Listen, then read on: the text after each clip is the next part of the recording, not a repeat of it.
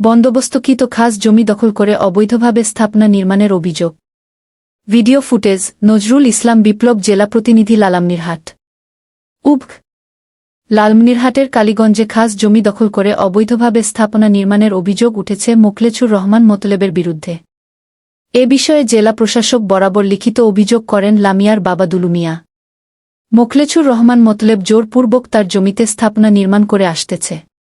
কর্মক্ষেত্রে তাগিদে দুলু মিয়ার মেয়ে লামিয়া বেগম ঢাকায় অবস্থান করার তার বন্দোবস্তকৃত ১৫ শতক জমিতে সীমানা নির্ধারণ পূর্বক সুষ্ঠুভাবে বসবাসের জন্য উক্ত জমিতে অবৈধ দখলদার উচ্ছেদ ও সীমানা নির্ধারণের জন্য এ অভিযোগ দায়ের করেন।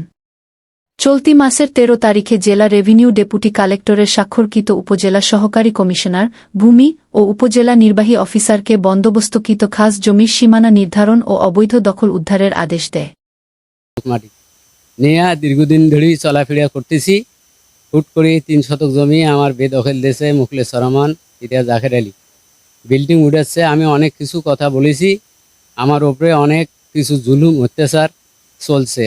বরঞ্চ আওয়ামী লীগের দীর্ঘদিন আমি হুমকির মুখে স্বীকৃতি পাচ্ছি বা আমাকে হুমকি প্রদান করে, সবসময় ধরে নিয়ে যাবে, মারবে, এরকম করিতে আসিতেছে। আর উপর দিয়ে তারা বেদখল চাইছে, তারা আমরা বিচার চাই। অনেকদিন পর্যন্ত এই জমিটা মানে লিজ নিয়েছে ১৬ শতক ১৭ শতক জমি।